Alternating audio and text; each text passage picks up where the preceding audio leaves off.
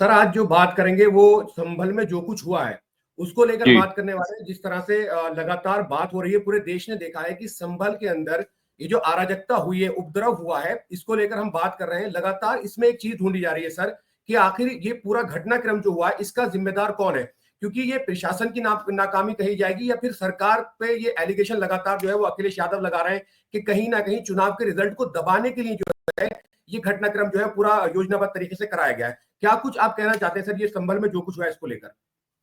देखिए, मैं आपको बताऊं, ये संभल को आप अलग काट के नहीं देख सकते हैं। इसके पहले आपको बहराइच को भी देखना होगा। बिल्कुल सर। बहराइच में बड़ी घटना हुई।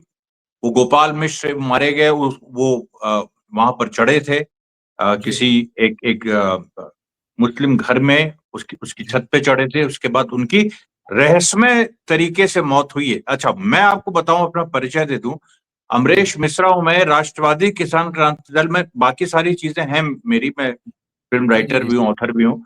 लेकिन एक राष्ट्रवादी किसान क्रांति दल हमारी छोटी पार्टी है जो उसी एरिया में सक्रिय है। बहराइच, गोंडा, वो जो पूरा ब्रिजभूषण जी शरण सिंह का एरिया, हम लोग चैलेंज करते हैं। वहां पर ब्राह्मण वर्सेस ठाकुर रहता है, और हमारी एक किसानों की, ब्राह्मणों की पार्टी। ठीक अब है। वहां पर महसी में जो वो गोपाल मिश्र महसी का था। मैं देखिए थोड़ा सा पीछे जा रहा हूँ, इसलिए थोड़ा सा बिल्कुल धैर्य। सर, उसको उसको उसको दोहराया जाएगा, उसको दोहराया जाएगा बिल्कुल। बहराइच की हाँ, जो तो घटना हुई। जी जी, तो मैं कह रहा हूं कि गोपाल मिश्र की जो मौत है, पता उसमें क्या निकला अल्टीमेटली? जी अल्टीमेटली उसमें जो बीजेपी के ब्राह्मण कार्यकर्ता थे, उन्हीं पे एफआईआर कर दिया गया।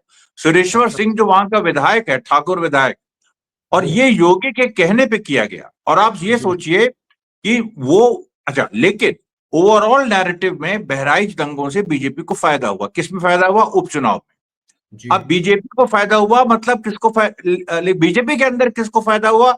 योगी आदित्यनाथ को। जी योगी आदित्यनाथ की लड़ाई किससे चल रही है? अमित शाह और मोदी की। दिल्ली बिल्कुल। वर्सेस लखनऊ चल रहा है।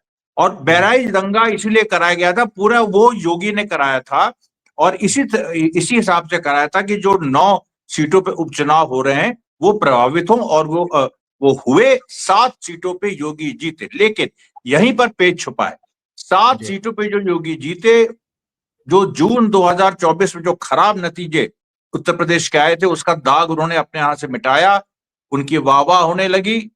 उसके बाद देखिए आप क्या होता है। 20 नवंबर को पोलिंग थी, और ये बात दिल्ली को पता लग गई थी कि इस बार ये लोग जीत रहे, पोलराइजेशन हो चुका है। अब जी 19 नवंबर को ये एक जो विष्णु जैन है, जो हिंदू भी नहीं है, सनातन सनातन विरोधी है, ये जैन जी है, इसका कोई जी मतलब नहीं है, और ये सीधे दिल्ली से जुड़ा हुआ है, ये योगी जी का आदमी नहीं है। उसने हम्म, 19 नवंबर को उसने फाइल किया। और जी अब आप ये सोचिए, 23 को रिजल्ट आता है। 23 को जी रिजल्ट आता है, और योगी की वाह थोड़ी शुरू ही हुई है कि 24 को ये घटना हो जाती है। और हर तरफ से इस समय आप सोशल मीडिया पे देख लीजिए, प्रदेश सरकार को, प्रशासन को पूरी तरह से कटघरे में लिया जा रहा है। वही स्थिति योगी की हो गई है, जो जिस तरीके से जून में जो उनकी हार हुई थी, उसके बाद हर तरफ जी से वो घेरे जा रहे हैं। और सबसे बड़ी बात, जी इसका क्लू कहां पर है भाई? हम चलिए, हम राजनीतिक आदमी, हमें थोड़ा सा बिहाइंड द सीन पता है। इसका जी क्लू है रजत शर्मा। रजत शर्मा इंडिया टीवी जो भी बोलेगा, वो आप समझ लीजिए सीधे अमित शाह और मोदी की वो आवाज है। जी योगी की आवाज नहीं है वो, एंटी जी योगी आवाज। और जी वो एंटी योगी आवाज 2024 जून के बाद जम के चली थी। आपको पता जी होगा, सारा जो भी मीडिया ड्रामा हुआ था पूरा, उसमें सबसे आगे इंडिया टीवी था योगी को कटघरे में खड़ा करने के। उनका जो स्पेशल कुछ शोज आते हैं, वो भी जो जी यूट्यूब पे उनके आते हैं बातचीत वाले, उनमें जी भी जो उसमें चिरपरिचित कुछ जर्नलिस्ट आते हैं, उसमें जी भी पूरा ये था। अब ये आप सोचिए बैकड्रॉप। और जी इस घटना पे आज रजत शर्मा ने क्या कहा? रजत शर्मा ने कहा है कि इतनी जल्दी क्या थी? जी इतनी जल्दी क्या थी? क्यों इतनी जल्दी में ये किया गया? अब बताइए। हम्म, सीधे योगी पे निशाना है। हम्म, और जबकि करवाया उन्होंने, और योगी पे निशाना। और हम्म, पहले बहराइच में योगी ने करवाया, अमित शाह मोदी पे निशाना। तो जी सांप्रदायिक दंगे क्या इस देश में, जो रूलिंग पार्टी के दो गुट हैं, उनके आपसी लड़ाई का हथियार बन गए? और उसमें जी हिंदू मुसलमान दोनों की जाने जा रही है। वहां जी गोपाल मिश्र मारे जाते हैं, यहाँ पर 3 मुस्लिम नौजवान मारे जाते हैं, कुछ लोग 5 बता रहे हैं। तो ये आप बताइए कि ये दोनों घटनाएं, और बहराइच में तो इतनी ज्यादा कलई खुल गई है कि मैं तो जी उस एरिया को जानता हूं, मैसी जो विधानसभा है, और वहां पर जी देखिए कुछ कार्यक्रम भी मैं करने जा रहा हूं। अब माहौल ऐसा बन गया है जी। कि ये वाली चाल तो लोग समझ गए। और हम्म संभल में भी आप देखिए जिस तरीके से हुआ, उसमें हम्म, योगी को नुकसान ज्यादा हुआ है। उसमें अगर आप देखिए संभल के जो एक ताना बाना है, जी संभल जो पूरी एक स्थिति है जो चंदौसी का वहां पर, अब वो कह रहे हैं 1529 की जामा मस्जिद, जी जिसपे कभी कोई विवाद नहीं था। कोई हम्म भी एक विवाद आप बता दीजिए, अशोक सिंघल के रहते विश्व हम्म, हिंदू परिषद, आप बताइए कि क्या वो गई थी कभी? कभी नहीं। वो संभल गई थी? उसने हम्म, 2000 मस्जिदों की लिस्ट निकाली थी। ये केवल जी ये काशी मथुरा और इसकी नहीं, 2000 मस्जिदों की लिस्ट 92 के बाद ही निकाल दी थी। जी और उसके बाद जब वो कानून पास हुआ 91 वाला, कि जिसमें रिलीजियस मतलब कि जो 1947, मतलब राम मंदिर को छोड़ के 1947 के पहले जो स्टेटस को मेंटेन रहेगा, उसके जी बाद उन्होंने 2500 मस्जिदों की लिस्ट निकाली थी। और जी आप जान के ताज्जुब करेंगे, वो लिस्ट मैंने दोबारा देखी, उसमें इसका नाम नहीं है। जी। उसमें इस जामा मस्जिद का नाम नहीं है। तो अच्छा। ये वीएचपी के एजेंडे पे नहीं, ये आरएसएस के एजेंडे पे नहीं, तो ये हो कैसे गया? अरे सर भाई रजत कहीं शर्मा, भी। जी। जो रजत शर्मा की आपने बात की है, वीडियो काफी वायरल है। रजत शर्मा ने जो है निंदा की है कि इस तरह का मामला नहीं होना चाहिए। अगर रजत शर्मा से थोड़ा सा अलग हटा दें, उपचुनाव में भले ही बीजेपी जीत गई है, लेकिन आने वाले वक्त में कोई ऐसा चुनाव नहीं है जिसको देखकर ये मतलब ये कहा जा सके, क्योंकि थोड़ा सा अगर इस तरह का सवाल कहीं बाहर पूछो तो फिर गोदी मीडिया का टैग लग जाता है। लेकिन सवाल है तो सर पूछना तो पड़ेगा। आने वाले वक्त में कोई चुनाव नहीं है। महाराष्ट्र का चुनाव संपन्न हो चुका था, झारखंड का चुनाव संपन्न हो चुका था, उपचुनाव भी संपन्न हो चुके थे। लेकिन फिर इस तरह का जो ये दंगा जो मतलब ये कहा जा रहा है प्री प्लान है, क्योंकि अखिलेश यादव जो है वो लगातार ये इल्जाम लगा रहे हैं कि उपचुनाव जो ये हमारी हार हुई है इस पर चर्चा ना हो। और कुछ लोगों ने अडानी को भी इसमें घेरने की कोशिश की है कि अडानी का जो इतना बड़ा मसला चल रहा है उससे कहीं मुद्दे से जो है दिमाग भटकाने के लिए ये जो पूरा प्री प्लान जो है दंगा कराया गया। इसको सर कैसे देखते हो? और लगातार बीजेपी पे ही एलिगेशन लगाने के उसने दंगा कराया। देखिए, मैं बीजेपी ने तो कराया है, वो चाहे बीजेपी पार्टी ने कराया हो, चाहे उनके जो, भाई बहुत सारे तरीके होते हैं, चाहे जो, क्योंकि देखिए मोदी शाह और योगी की जो लड़ाई है वो किस लेवल तक गई है। चीफ जी सेक्रेटरी अपना अपना योगी नहीं बना सकते थे एक समय, मंत्री नहीं बना सकते थे, जो दिल्ली से आदमी आया उसको उन्होंने मंत्री नहीं बनाया। उसके बाद क्या क्या नहीं हुआ, दो उप मुख्यमंत्री हैं, दोनों उनके खिलाफ। ये सारी चीजें आपको दिखाई पड़ी थी जून 2024 के बाद। उसके बाद ये हुआ था कि योगी को एक चांस दिया जाए इसमें, ये आरएसएस का मीडिएशन था, और आरएसएस का कि भाई इनको चांस, इन्होंने चांस का पूरा फायदा उठाया। इन्होंने बहराइच में इसीलिए दंगा हुआ था। आप देखिए आज तक उसका जो मिल्कीपुर का चुनाव है, जहां से जी अवधेश पासी विधायक थे, उसका चुनाव भी टलवा दिया। उसका चुनाव जी नहीं जी हुआ, उसका चुनाव इन 10 सीटों में होने वाला था। वहां पर क्या बिल्कुल। स्थिति होती, क्योंकि वहां पर ओबीसी पासी वोट ज्यादा है, और इस जो दंगा बहराइच में हुआ इसका फायदा इनको कुंदरकी से लेके तमाम सीटों पे मिला, मीरापुर में। अच्छा, जो इन्होंने धांधली की, जो पुलिस ने पिस्तौल तानी, वो सब भी अकाउंट में ले लीजिए। और ये है कि बाय पोल्स में सरकारी पक्ष जीतता है, लेकिन योगी को एक पॉइंट प्रूव करना था, किस जनता के सामने तो करना ही था थोड़ा बहुत, लेकिन मेन योगी और ये मोदी और शाह के सामने। अब आप जी कहेंगे कि कोई चुनाव नहीं है तो ये फिर संभल क्यों हो गया? बहराइच तो समझ में आता है। संभल इसलिए हो गया क्योंकि भाई योगी को 2027 तक रहने थोड़ा देना है। भाई अच्छा। सवाल ये है कि इस चीज को आप समझिए, और आप उसको लास्ट में नहीं हटा सकते हैं, 2027 2026 में हटा दीजिए।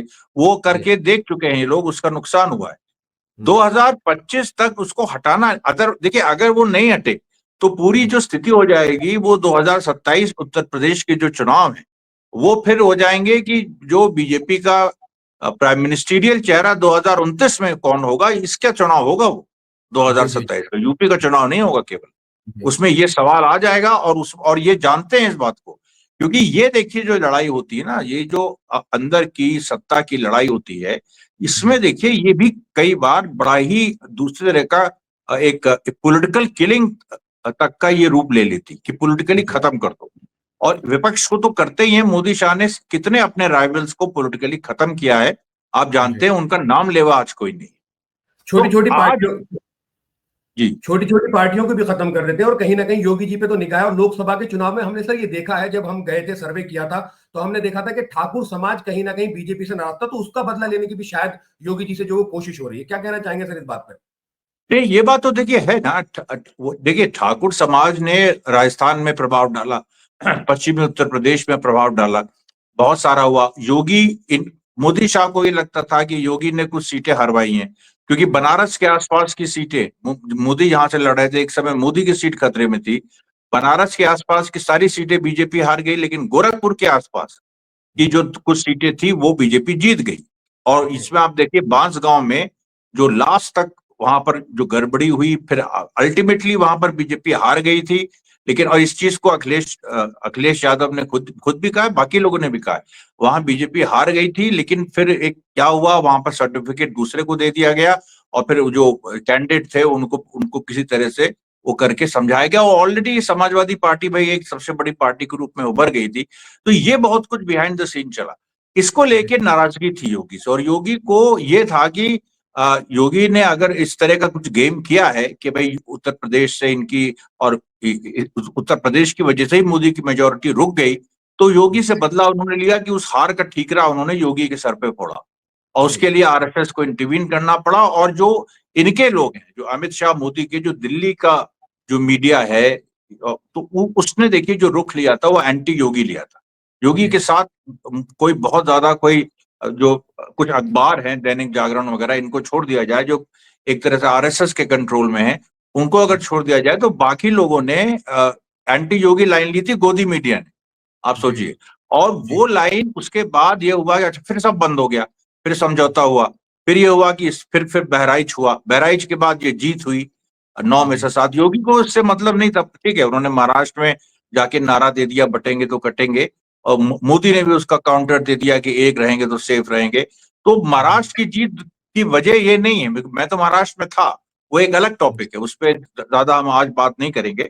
लेकिन इतना हम जरूर कहेंगे कि महाराष्ट्र में जो जीत हुई है वो लाडली बहना योजना, बहुत सारी जो सोशल जो इंजीनियरिंग है जिस तरह से बीजेपी ने की ग्रास रूट पे, उसको विपक्ष नहीं समझ पाया। और ईवीएम मैनिपुलेशन तो था ही। अब ईवीएम मैनिपुलेशन था, उसको किस लेवल का था, ये वो अलग बात है। यहां पर हम आए तो यहां पर सीधा हिसाब है कि 9 में से 7 सीटें जीती। और उसके बाद ही देखिए आप, जहां अब योगी का टाइम था कि 23 तारीख के बाद उनकी वाहवाही होना। आज हेडलाइंस क्या है, ये योगी को सूट नहीं करता है जो ये दंगा हो।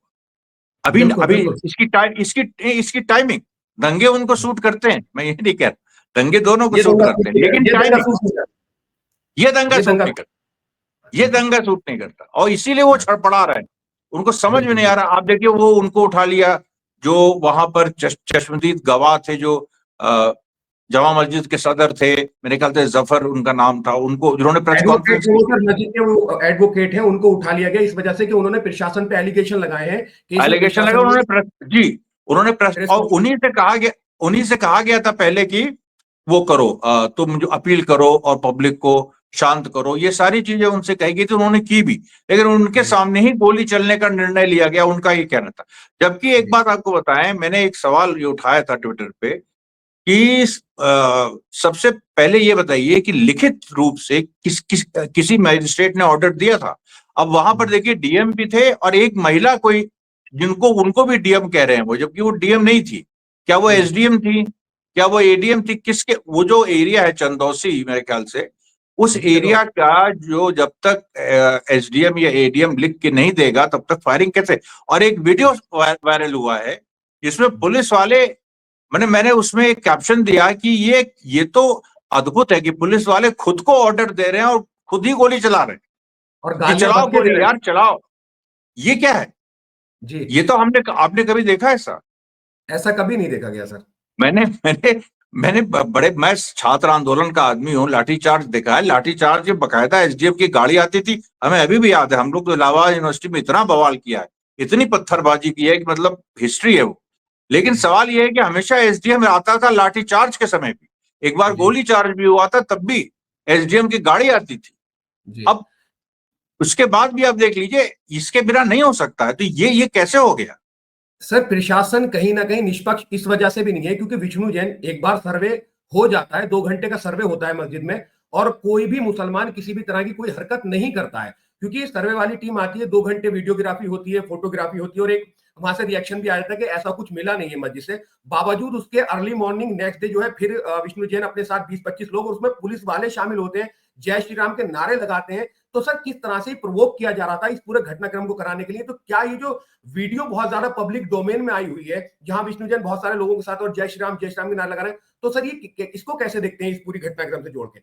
ये पूरी तरह से कानून का उल्लंघन है, कोर्ट का उल्लंघन है, लेकिन कोर्ट संज्ञान ले तो, क्योंकि ये जो इसको कोर्ट में देखिए, कोर्ट मैनेज किया गया इतनी जल्दी, कोई कोर्ट सर्वे का ऑर्डर, अभी ज्ञानव्यापी का मामला फ्रेश है, ज्ञानव्यापी में महीनों लग गए, साल लग गया, जबकि कोर्ट ने सर्वे का ऑर्डर दिया, एक जबकि वो उनकी प्राइम मिनिस्टर की कंस्टिट्यूंसी। आप बताइए कैसे ये संभव है कि 19 तारीख को हियरिंग होती है और ये 24 तारीख को ये सर्वे का ऑर्डर दे देते हैं, और सर्वे जिन माहौल में होता है, और उसके बाद देखिए वहां पर जनता को उकसाने के लिए पानी खोला गया।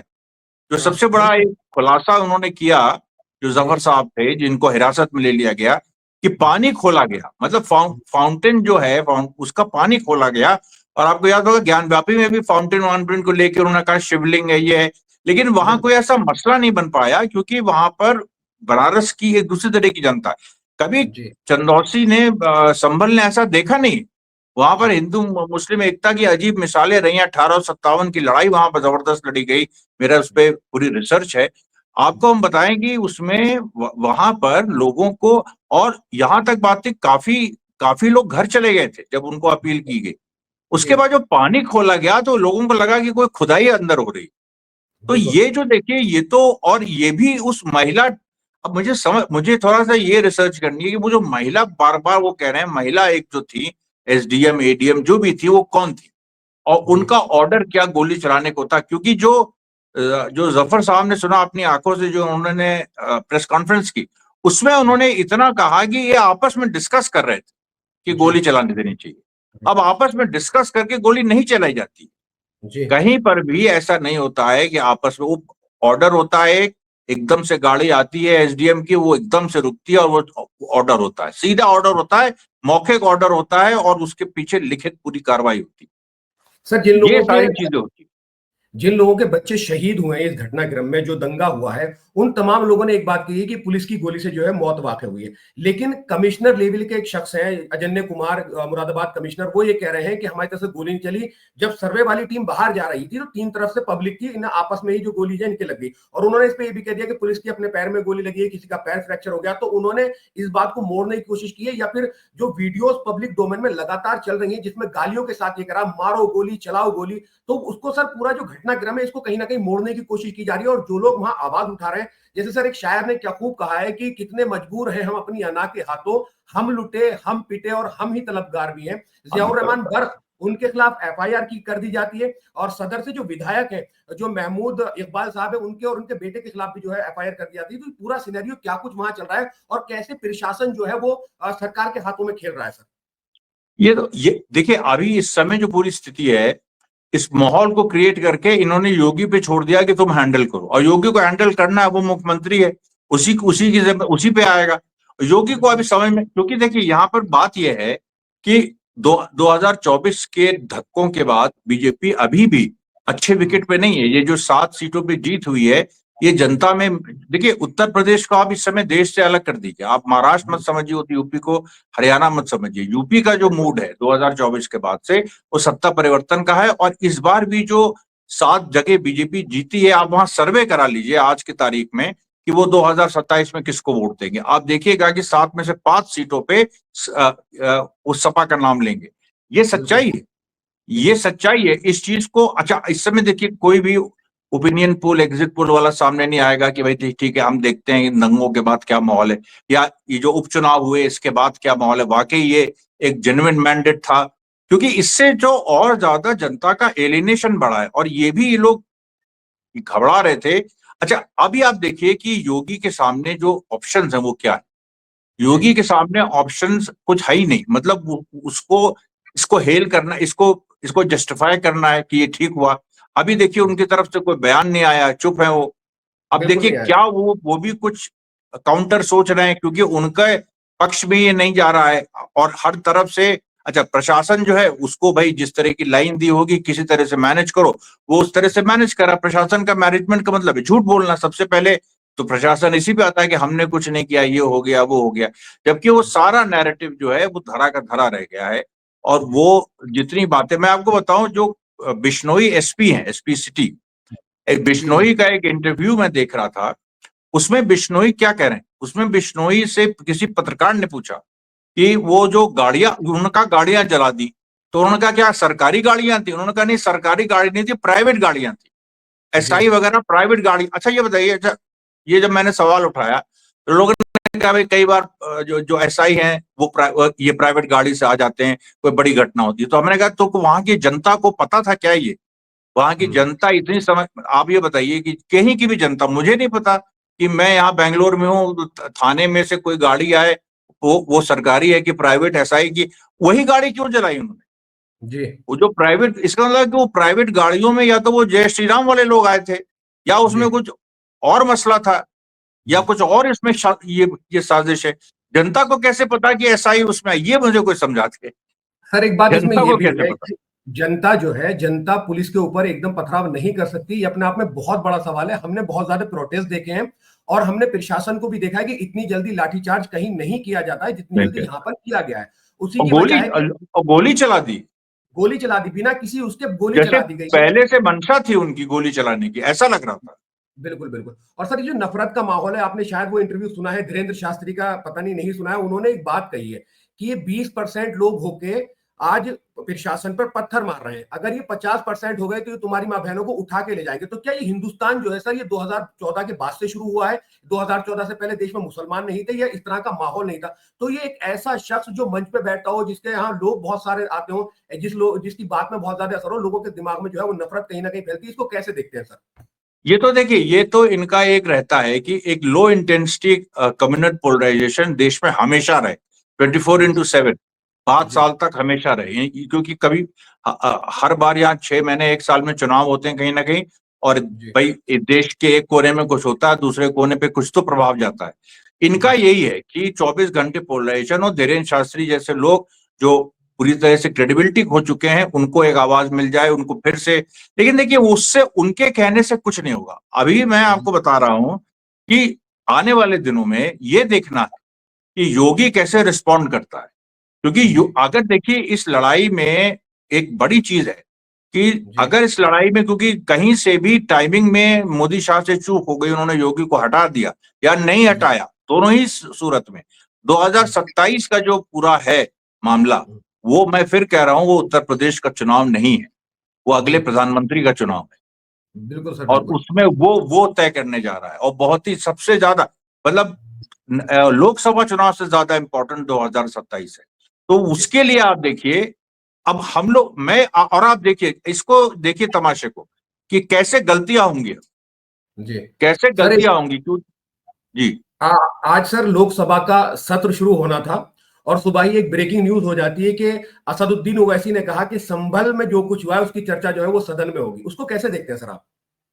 नहीं भाई देखिए, उसमें मुझे कोई कमेंट नहीं करना, क्योंकि असद ओवैसी हैं तो एमपी ना, उनका जी उनका ये राइट तो है ही कि वो बिल्कुल। ये कहें, उन्होंने किस लिए कहा, कैसे कहा। और मैं आपको एक चीज और बता दूं, संसद में चर्चा होगी उसकी, जी संसद में चर्चा होगी, और महीन, आप देखिएगा थोड़ा सा महीनता से, आप देखिए उसको, उस पे वॉच अगर आप रखिएगा तो आप ये देखिएगा कि उसकी उस चर्चा के दौरान जब राज्य सरकार पे हमला करेगा विपक्ष, तो जी उसमें मोदी शाह के लोगों का क्या कहना, आप ये देखिएगा।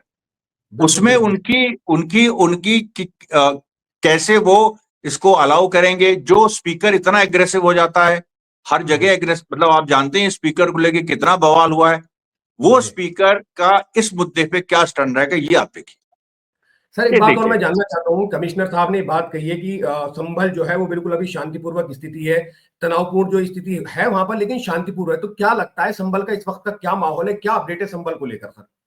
देखिए, मेरा अपडेट तो ये है कि जनता वहां लड़ाई नहीं चाहती। वहां पर अभी जो अ, चुनाव कुंदरकी में हुआ है, उसमें भी कोई बहुत ज्यादा, कोई बहुत एंथुजियास्टिक चुनाव हुआ हो जिसमें जनता ने बड़े स्तर पे, बल्कि पोलिंग परसेंटेज गिरा है वहां। सभी जगह गिरा है। उत्तर प्रदेश में, महाराष्ट्र में बढ़ा था 3-4%। जनता के स्तर पे मैं ये देख रहा हूं कि लोगों को ये समझ में नहीं आ रहा है, हिंदुओं को खास जी तौर पे, कि ये क्या हो गया और ये जी कैसे हो। क्योंकि जी भाई आप ये बताइए कि वहां दो ही तीन तरह के लोग हैं ना भाई। एक तो कुछ हिंदुओं में जो सेंट्रिस्ट मध्यमार्गी टाइप के हैं, लिबरल टाइप के, जो कांग्रेस सपा को वोट वोट देते हैं, कुछ यादव फोर्सेज हैं वहां पर, कुछ और अन ओबीसी हैं, अपर कास्ट हैं जो बीजेपी के साथ है। लेकिन उन अपर कास्ट को जो बीजेपी के साथ है, उनको तैयार, उनके दिमाग में जो 10-15-20 साल से भरा गया है, उसमें संभल जामा मस्जिद नहीं थी। जी उनको भी बिल्कुल समझ में सही, नहीं आ रहा। ये बिल्कुल बहुत सही। इंपॉर्टेंट, वो आप लिस्ट उठाइए जो 2000 मस्जिदों की लिस्ट अशोक सिंघल ने जारी की थी, जी उसमें आप देखिए ये है कि नहीं। सर, जब मंचों से इस तरह के डायलॉग बोले जाते हैं कि बटेंगे तो कटेंगे, एक है तो सेफ है, तो कहीं ना कहीं ये जो आवाम है उन पूरे नारों को जो है वो बिल्कुल सच करने के लिए ऐसे लोगों के साथ आ जाती है, जैसे कि विष्णु जैन है। विष्णु जैन ज्ञानवापी और तमाम उन मस्जिदों के नीचे कहीं ना कहीं मंदिर ढूंढ रहे हैं, लगातार टारगेट करने की कोशिश कर रहे हैं। अदालतों में न जाने कितने केसेस ऐसे होते हैं जिनमें सुनवाई करने के लिए चप्पलें घिस जाती है, लेकिन सर उन पर सुनवाई नहीं होती है। लेकिन जब मुस्लिम इदारों की बात आती है, किसी मजहबी स्थल की बात आती है, तो आनन फानन में जो ये डिसीजन लिया जाता है, तो ये बिल्कुल मान लिया जाए कि अब जो है हिंदुस्तान के मुसलमानों को बिल्कुल टारगेट करके जो है वो काम किया जा रहा है। देखिए ये तो सही बात है। इसमें अब मैं आपको बताऊं, क्योंकि दोनों जो ही हैं, जो चाहे वो मोदी शाह गुट हो, चाहे योगी गुट हो, दोनों ये समझ गए हैं कि भाई बिना सांप्रदायिकता के दोनों की राजनीति नहीं चलेगी। जी लेकिन सांप्रदायिकता यहाँ पर एक बड़े सोफिस्टिकेटेड वे में उसको इस्तेमाल किया जा रहा है, उसको आवरण कुछ और दे दिया जाता है, कानूनी आवरण दे दिया जाता है, आजकल अदालतों का आवरण दे दिया जाता है। अब आप देखिए चंद्रचूड़ जिन्होंने शुरुआत की थी और इतना सब उनसे उम्मीद थी, अंत में आते आते क्या हो गया उनका। जी और ये वो है। इससे एक ये साबित हो गया। अच्छा तो देखिए लेकिन फिर वही बात आ जाती है कि आवाम को आप या तो उसको आप वोट ही मत देने दीजिए या चुनावी मत कराइए, पूरी तरह से तानाशाही लाइए। अगर जहां भी आप थोड़ा सा मौका देते हैं और थोड़ा सा लेवल प्लेइंग फील्ड होती है, तो जैसे 2024 के चुनाव में थी लोकसभा में, तो वहां तो जनता ने अपना वर्डिक्ट दिया। वहां पर जी हिंदुओं ने भारी संख्या में भाजपा के खिलाफ वोट किया, सब लोग जानते हैं। बीजेपी जितना भी चिल्लाए कि हमारा वोट परसेंटेज गिरा नहीं गिरा, वो उसकी आप बहस करते रहिए, लेकिन ओवरऑल ये तो साबित हो गया ना कि जो एक आप बिल्कुल एक मतलब ऐसी पोजीशन में आ गए कि आपकी मेजोरिटी रुक गई। और जी उसी से देखिए, तो ये देखिए ये मेरे ख्याल से आवाम जो है उत्तर प्रदेश की, इस समय हिंदुस्तान में सबसे जागरूक ये आवाम है।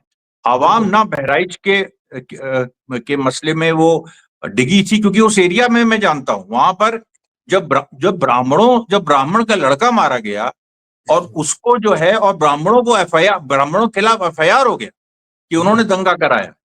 तो अब आप ये सोचिए कि क्या मैसेज गया होगा। और ब्राह्मण उस एरिया में सबसे ज्यादा हैं और सबसे मजबूत हैं, और वो पुराना बीजेपी का गाड़ा है, वो जो बहराइच जी से लेके ये गोंडा तक का बेल्ट है। तो जी ये मैं आपसे बता रहा हूं कि ये चीज जनता एक्सेप्ट नहीं करेगी। और ये चंदौसी में तो बिल्कुल ये एकदम प्योर ये दो गुटों की लड़ाई का मामला है।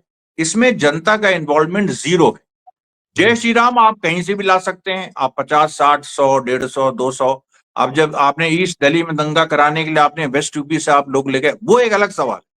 वो जी आपके पास आप सत्ता में हैं, आपके पास संगठन है, आप ये सारी चीजें आप कर सकते हैं। लेकिन जो आप नहीं कर सकते वो ये है कि जनता को जबरदस्ती आप कहेंगे तुम दंगा करो।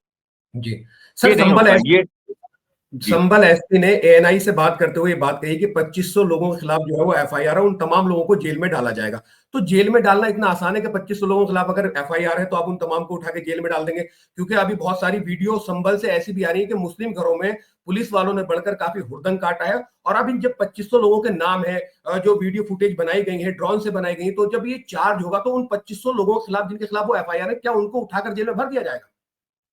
भाई देखिए, एनआरसी का आंदोलन आपके सामने है, गोली चली थी उस समय, लखनऊ में जी गोली चली। जी और उसमें यह कहा गया था कि 10,000 लोग जो हैं, या पता नहीं कितने, मतलब वो तो आप जानते हैं बहुत बड़ी घटना थी उसमें, 10 से ऊपर लोग मारे गए थे। और वेस्ट यूपी और लखनऊ सब जगह फायरिंग बकायदा वहां हुई थी। उस एनआरसी में जो इनका ये था कि हम पोस्टर बना बना के डालेंगे, उसको कोर्ट ने रिजेक्ट कर दिया। उसके बाद इनका ये था कि हम घर तोड़ेंगे, वो ये उस केस में नहीं कर पाए। इनका ये था कि हम सबको चार्ज करेंगे, हजारों लोगों को, वो नहीं हो पाया। तो ये सब बातें जब एनआरसी के समय नहीं हुई तो अभी क्या होंगे। और अभी तो देखिए ये इस सवाल पे 2000 2500 ये कुछ दिनों तक आतंक का माहौल बना रहेगा उस पूरे एरिया। किसका आतंक? पुलिस का आतंक। सांप्रदाय ये जो जय श्री राम वाली फोर्सेस हैं इनका कोई आतंक नहीं, ये बाहरी थे, ये लोग चले गए। लोकल लोग वहां के कोई एक्साइट होके आया हो या कुछ इस तरह की बात हुई हो, ऐसा नहीं हुआ है। ऐसी कोई रिपोर्ट नहीं है कि लोकल लेवल पे कोई ऐसी चीज हुई हो। देखिए उत्तर प्रदेश की जनता इस समय फोकस्ड है मुझे लगता है, और 2027 में वो बीजेपी को सबक सिखाना चाहती है। ये जितना भी कर लें कुछ नहीं होगा। जी सर, मोदी जी एक बात कहते हैं, सबका साथ सबका विकास, एक है तो सेफ है। लेकिन इसके बाद भी क्योंकि वो पूरे देश के प्रधानमंत्री हैं तो पूरे देश के प्रधानमंत्री, संभल की इतनी बड़ी घटना घट गई, कोई ट्वीट नहीं, कोई रिएक्शन नहीं। उधर योगी जी भी खामोश बैठे, उनका भी कोई रिएक्शन नहीं। तो आखिर रिएक्शन आ क्यों नहीं रहा? ये तो मैं कह रहा हूं, योगी क्या रिएक्ट करेंगे? जो आप अगर उनकी जगह होते क्या करते? अभी भाई इस पूरे गेम में भाई चेस चल रहा है, चेस का गेम चल रहा है, आपको चाल ऐसी चल रही है आपको समझ में नहीं आ रहा, तो आप चेस में टाइम होता है, आप सोचते रहिए, थोड़ा सोचिए। तो आप तो ये उस दौर से गुजर रहे हैं कि एक मास्टर चाल चल दी है। अब ये क्या करें, क्योंकि इनको अपनी सब कुछ इमेज, आजकल के राजनीति में जनता से कनेक्ट उतना नहीं है, इमेज सब कुछ है।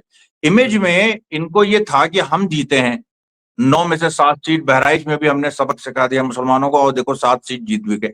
ये क्या हो गया? इसके अब चर्चा तो दूसरी हो गई है, सब जगह लोग दूसरा सवाल उठाने, और क्योंकि उत्तर प्रदेश में हुआ है तो टारगेट में उत्तर प्रदेश का मुख्यमंत्री है। ये मध्य प्रदेश में क्यों नहीं हुआ, ये वहां क्यों नहीं हुआ, राजस्थान में क्यों नहीं हुआ?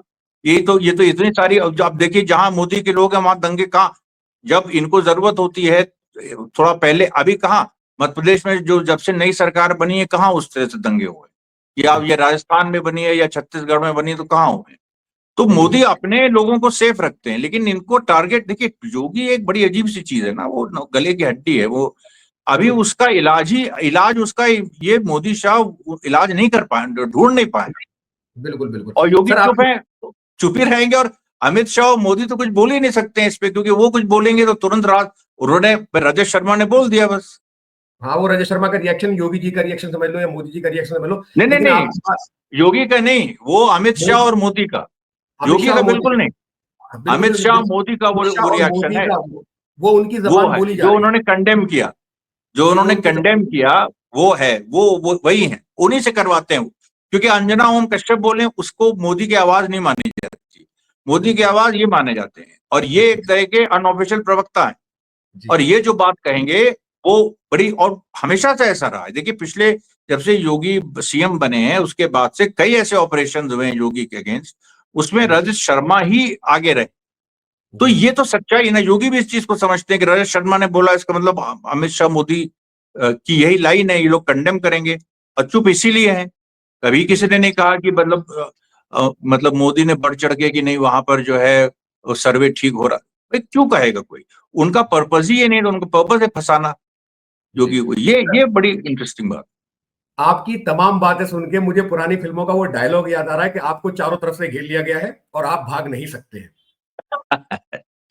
कुछ कुछ नहीं, मैं यही सोच रहा हूँ कि कालिदास मार्ग पे अभी क्या माहौल होगा। मैं थोड़ा, क्योंकि अब मैं खुद भाई, मैं तो दोनों एंटी योगी एंटी मोदी हूँ, लेकिन वो क्या है ना कि एक राजनीतिक कीड़ा जो अंदर होता है वो ये देखता है कि एक जो, क्योंकि वो ये जो इन लोग की चालें हैं, ये आपस में जिस तरह से एक दूसरे को निपटाते हैं, उसमें सांप्रदायिक दंगों का बहुत बड़ा रोल है। बाकी पार्टीज में भी एक दूसरे को लोग निपटाते हैं, लेकिन सांप्रदायिक दंगे वहां पर टूल नहीं होते। यहाँ तो सीधे सीधे जनता का खून बहाया जाता है, एक इसलिए वो अफसोसजनक भी है।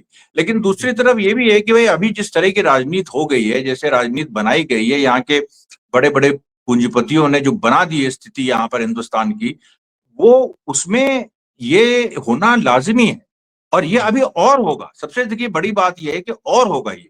लेकिन सवाल यह है कि ये और होने से क्या 2027 में नया प्रधानमंत्री चुन लिया जाएगा, ये सवाल है। ये सवाल बहुत बड़ा है। सर एक चीज और मैं जानना चाहूंगा यहाँ पर कि योगी जी पे तो टारगेट किया ही किया है, इसमें अडानी वाला सिनेरियो कितना खास रहेगा कि उस मुद्दे को भी कहीं ना कहीं भटकाने की कोशिश की गई है? देखिए अडानी वाला मुद्दा मैं आपको बताऊं, वो उस पे पोजीशंस क्लियर हैं, उस पे खेमेबंदी हो चुकी है। एक राहुल गांधी का एक स्टैंड है, जो विपक्ष का भी स्टैंड है, और नरेंद्र मोदी का एक स्टैंड है, वो नाम ही नहीं लेते हैं अडानी का। और राहुल गांधी अभी देखिएगा पार्लियामेंट में राहुल गांधी फिर से उसी पे फोकस करेंगे, इस पे भी बात करेंगे, दंगे पे भी बात करेंगे, लेकिन वो इस पे फोकस करेंगे अडानी पे, कि अडानी को के खिलाफ ये हुआ, और इसको लेके फिर से अडानी, देखिए अडानी को अब एक तीर से कई मतलब एक तीर से कई निशाने भी होते हैं, ये बात सही है। इसमें अगर इनका फायदा ये भी था, लेकिन अडानी से माइंड हट जाएगा, मुझे नहीं लगता है कि एक दंगे से अडानी से माइंड हट जाएगा कोई, और हिंदू मुस्लिम लोग हो जाएंगे, ऐसा है नहीं। कांग्रेस ने तो टोटली पकड़ के रखा है अडानी। राहुल गांधी आज से नहीं, बहुत दिन पहले से जो है अडानी का बहुत जिक्र कर रहे हैं, और ये पहली बार नहीं कर रहे हैं कि वो अडानी के एलिगेशन लग गए, गिरफ्तारी के वारंट हो गए तो उसके बाद उन्होंने बात की हो। वो तो बहुत पहले से अडानी की बात करते हैं, और अडानी, और उन्होंने पहली बार इतने जो दंगा हुआ उस पर ट्विटर पे लिखा है कि जो कुछ संभल में हुआ उसकी कड़ी निंदा की है उन्होंने उसको लेकर। हाँ, ये भी उनका रिएक्शन जल्दी, पहले ऐसा इतनी जल्दी रिएक्शन नहीं आता था। इस बार कहीं ना कहीं महाराष्ट्र की हार से सबक तो नहीं ले लिया सर इन्होंने।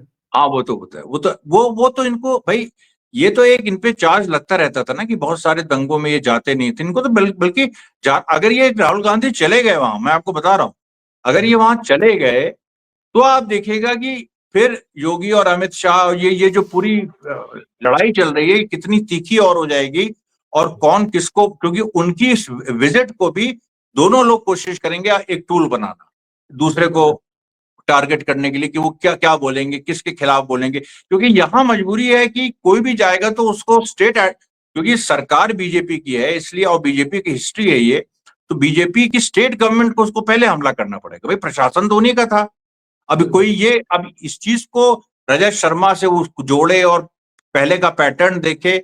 अब ये तो हम लोग पॉलिटिकल एनालिस्ट हैं, हम लोग देखते हैं इस चीज को, खुद राजनीति करते हैं तो जानते हैं। लेकिन अभी आप देखिए कि मेरे ख्याल से राहुल गांधी को वहां जाना चाहिए, इस पूरी सिचुएशन को। वो जाना चाहेंगे भी तो उन्हें पिलखवे का टोल प्लाजा नहीं कूदने दिया जाएगा सर, तो ठीक है, तो गिरफ्तार कर लिया जाए, और क्या भाई, गिरफ्तारी दे दे, मैं यही कह रहा हूं। लेकिन माहौल गर्माएगा उनके जाने से, जो कुछ भी नहीं, अगर कुछ भी नहीं तो कम से कम माहौल जो है वो इस तरह से गर्माएगा, मतलब पॉलिटिकल तरह से, वो सांप्रदायिक वाला नहीं, पॉलिटिकल तरह से, जो बीजेपी एंटी बीजेपी फोर्सेस हैं उनका पूरा। अच्छा, अखिलेश यादव भी देखिए, उनको वहां जाने नहीं दिया गया, उन्होंने अब उनके कुछ लोग शायद जाए नहीं जाए, माता प्रसाद पांडे भी जा सकते हैं, कुछ और लोग भी जा सकते हैं, लेकिन कोई ना कोई तो इसमें जाएगा। और अखिलेश का इस समय फोकस योगी है, वो योगी पे अटैक करेंगे, और मोदी शाह यही चाहते भी हैं कि अखिलेश योगी पे अटैक करें, क्योंकि देखिए इसके पीछे बहुत सारी चीजें मैंने जिससे बताया। मिल्क टाइम्स को जारी रखने और मजबूत बनाने के लिए हमारी आर्थिक सहायता कीजिए।